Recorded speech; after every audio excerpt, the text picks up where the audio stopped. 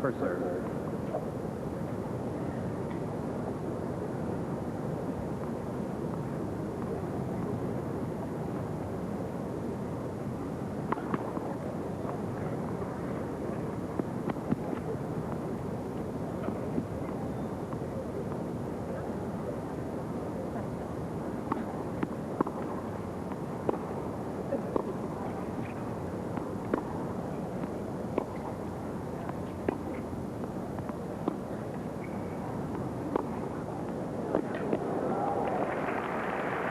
Sheer power. Well, total placement winners in the first set. Lendl had 39 versus 13 for Matt. Gives you an indication if he does take higher risk.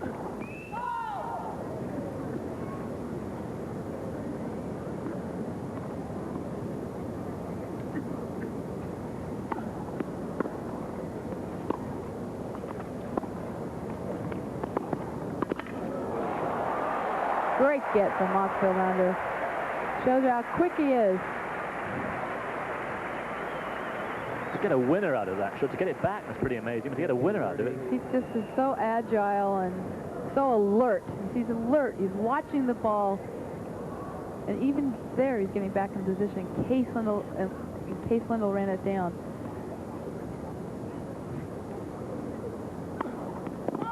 Lendl's still under 50%.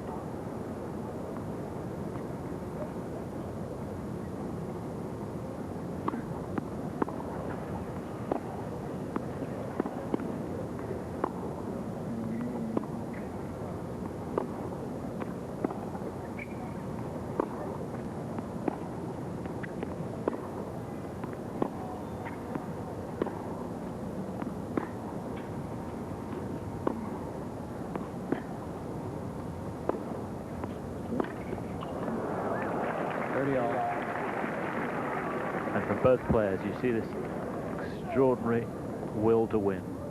It's not just about talent, ability, strength. It's that kind of intensity through 4 hours, maybe 5 hours, maybe more. You're right, Simon. That's part of the mental talent. You need both, physical and mental, to be a champion.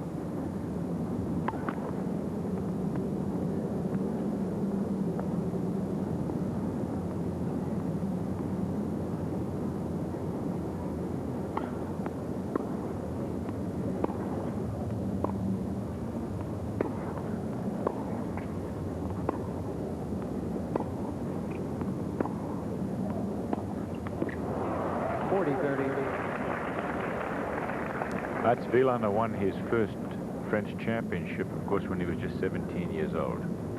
That's the record I was telling you about.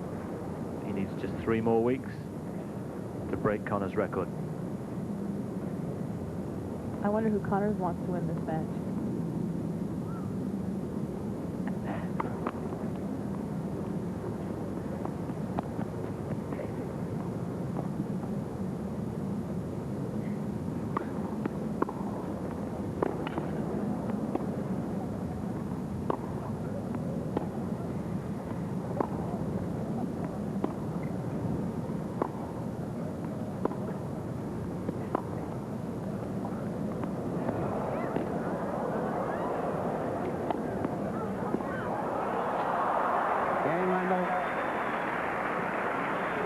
Good anticipation from Mats Wilander, but he wasn't there in time to do anything about it. Wilander leads 3-1. Talked about 17 years old when Mats Wilander won his first Grand Slam, which was at the French. He's now 24 years old.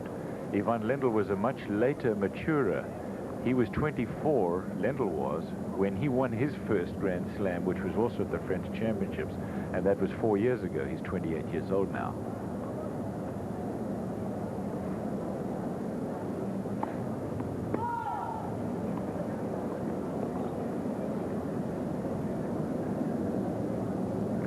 Lendl has won 6 in all, Wilander 5.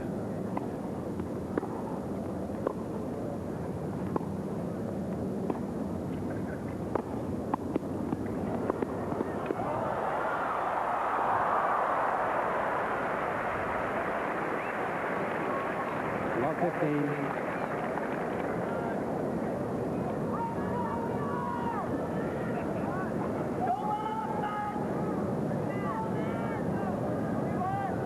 Three of the 6 for Wilander in Australia on 2 different surfaces, because he won it this year on hard courts, 2 on grass before they left Kooyong.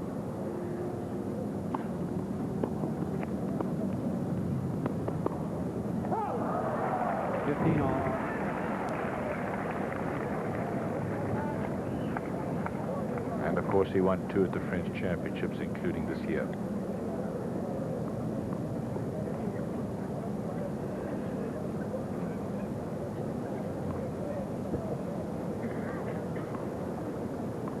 Surprising thought, though, that Lendl was 24, Wielander's age, when he won his first Grand Slam.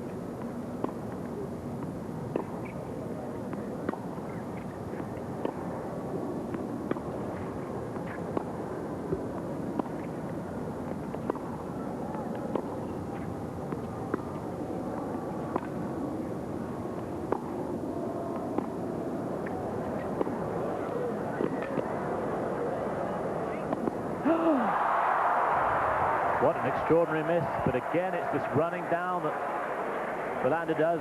It wears you down mentally. He's missed 4 overheads in the match that, well, you'd have bet 100 to 1 against any of them. Well, it makes us recreational players feel much better. Do you classify yourself as that now, Luigi? Yes, I do, actually. That's tougher than it looks. Tells me that he's still tight, though. Normally a man of his caliber and meticulousness would not miss that shot to that extent. I think he's tight. I think he was trying to hit it so hard because Wilander keeps running everything down.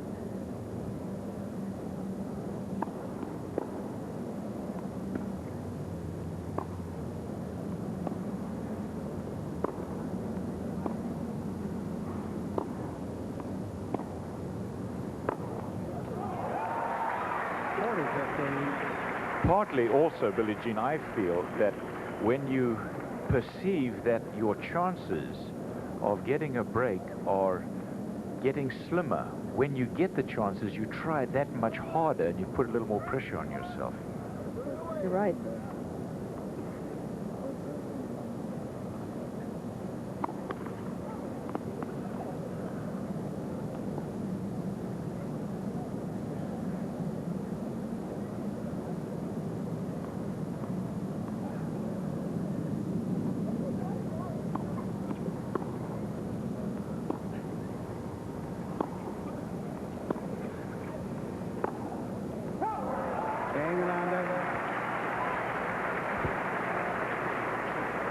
So Wilander goes 4-1 up in this third set.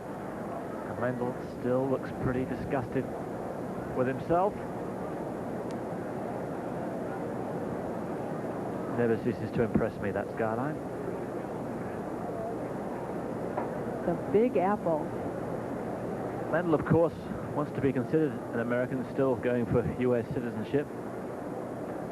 May have had a difficult time against Agassi when the crowd was so pumped up for the youngster. It is difficult, but I can tell you, being an American playing at the U.S. Open, generally people will always applaud the underdog here. And in fact, I've yelled at the crowd. I can remember on occasion saying, well, why don't you go live in the Soviet Union or Czechoslovakia or South America if you're going to be for my opponent? I'm an American. I want you to be for me. And I've talked to John McEnroe, to Chris Everett, to various American players. We all feel the same way. Americans really do go for the underdog, no doubt about it. And Agassi being 18 years old, that's the reason. We Brits tend to do that as well, and we're more used to being the underdog. Except when you play against an English person or a British person at Wimbledon, I feel the crowd is for their own, which I approve of. I think that's the way it should be. Yeah, must have been tough playing Virginia. Virginia and Jones. And Jones beat me in the 69 Wimbledon finals. You're right. It's difficult. You knew that going out. You're just going to have to concentrate on hitting the ball. That's the main thing. And I'm sure both these players are thinking that exact thing right now. You know Lendl's going to wait for the crowd to quiet down. He's very tough on the crowd. And as he said, he likes that silence. Well, he was down 4-1 in the second set, and he came back and won at 6-4. Let's see if he can do it again.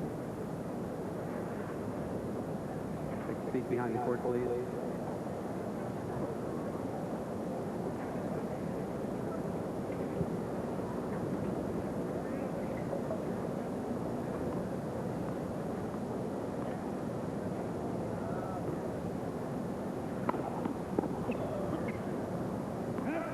Love.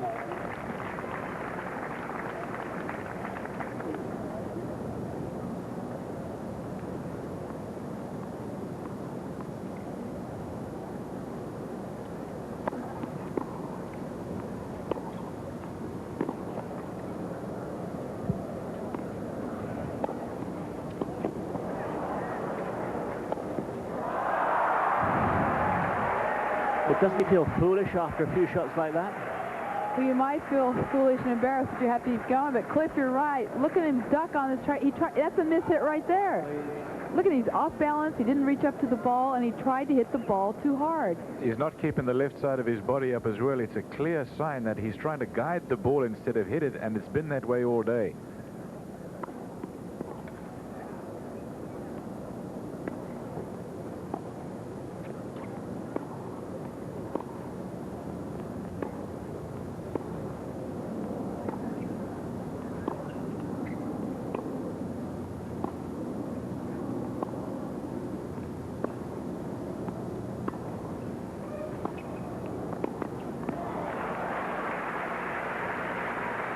All day and night, I suppose you could say, because it is closing in on 7 o'clock on the East Coast.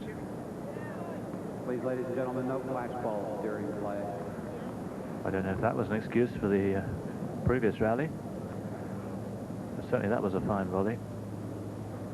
Lendl's very finicky. He notices everything that's going on.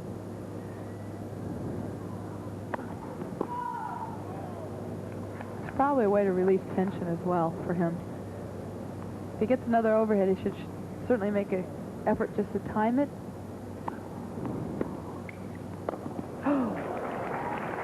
Billie Jean, this is not an excuse for how badly he's hit his overhead, because it hasn't been twilight all match long, and he really hasn't smashed well from the beginning of this match. But at twilight, when the ball goes up, even though the lights are high enough to where the lights are constantly on the ball, it is tougher outdoors to smash than under any other circumstances.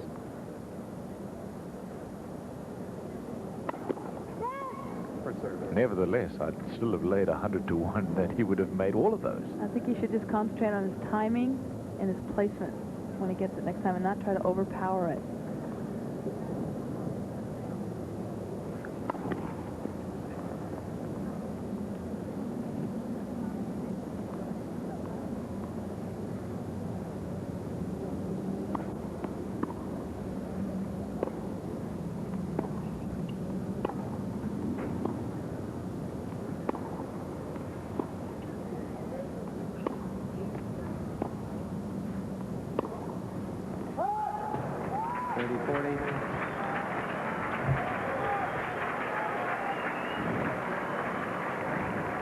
Well, this is when Wilander should close the door right here on this game, not get himself in the same situation as the last set.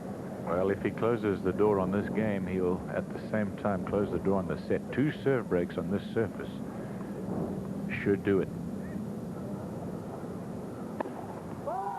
It's a wild, wild serve.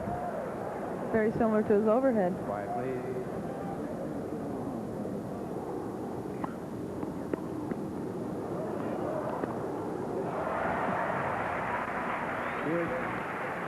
Gave that a big lashing.